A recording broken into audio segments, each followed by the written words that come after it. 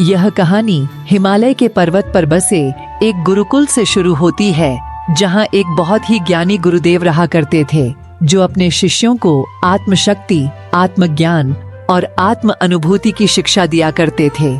उन गुरु को बहुत ही सिद्धियां प्राप्त थीं और उनकी सिद्धि हर जगह प्रसिद्ध थी। वह वहां के लोगों में इतनी ज्यादा प्रचलित है कि लोग उनकी शक्तियों से भली भांति परिचित थे। वह ध्यान में बहुत ही ज्यादा लीन रहते थे। कई बार वह 2-3 दिनों तक ध्यान में बैठे रहते थे और वह कुछ खाते पीते भी नहीं थे। उनके ध्यान की शक्ति की खास बात यह थी कि वह ध्यान करते करते भविष्य देखने में सक्षम थे। एक समय की बात है, गुरुदेव पहाड़ी की चोटी पर बैठकर ध्यान कर रहे थे।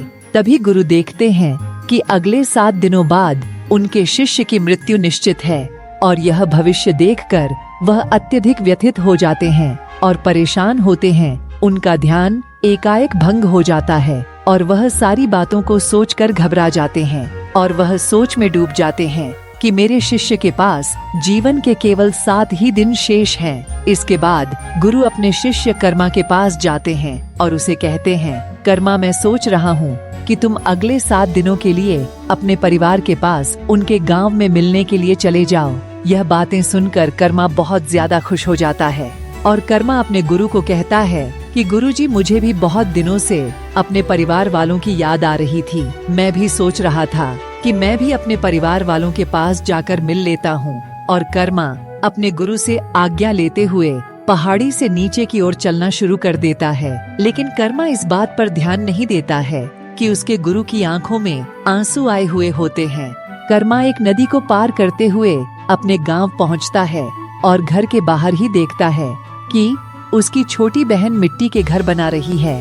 कर्मा यह देखकर बहुत खुश होता है और जाकर अपनी बहन से पूछता है, कैसी हो बहना? उसकी बहन जब कर्मा को देखती है तो खुशी के मारे उसके गले लग जाती है।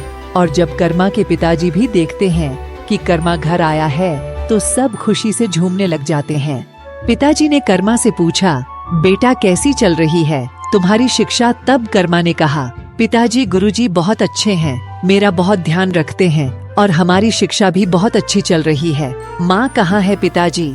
तो पिताजी कहते हैं, तुम्हारी माँ अंदर है, जाकर मिल लो। जब कर्मा अपनी माँ के पास जाता है तब देखता है कि माँ थोड़ी बीमार लग रही है। कर्मा पूछता है, क्या हुआ माँ? तब माँ कहती है, कुछ नहीं बेटा, बस थोड़ा शरीर तप रहा है। और तुम कैसे हो? कर्मा, मैं एकदम ठीक हूँ माँ। तब माँ कहती है, तुमने कुछ खाया क्या? मेरे को पता है तुमने कुछ नहीं खाया होगा। तब कर्मा कहता है, हाँ माँ, तुम तो सब जानती हो। चलो मैं तुम्हारे लिए खाना बनाती हूँ, आज हम दोनों साथ मिलकर खाना खाएंगे। तब कर्मा का पूरा परिवार एक साथ बैठकर भोजन करते हैं और सभी लोग बहुत खुश होते हैं। और दूसरी तरफ आश्रम में गुरुजी कर्मा के भविष्य को लेकर परेशान हो रहे थे कि कर्मा की तो 7 दिनों के बाद मृत्यु हो जाएगी, मेरा प्रिय शिष्य मेरे पास नहीं है। ऐसा सोचते हुए गुरुजी को नींद भी नहीं आ रही थी।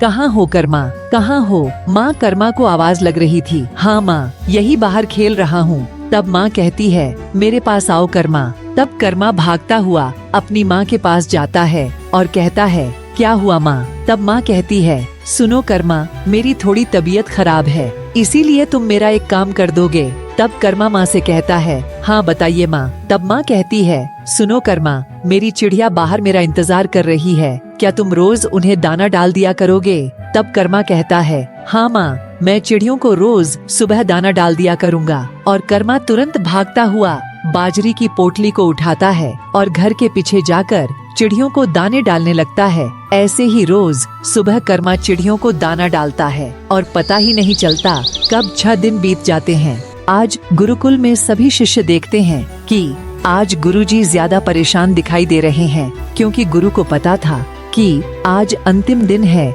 आज कर्मा की मृत्यु हो जाएगी। इसीलिए गुरुदेव बहुत परेशान हो रहे थे। यहाँ कर्मा अपना सामान बांधकर सोचता है कि आज तो मैं गुरु के पास वापस चला जाऊंगा।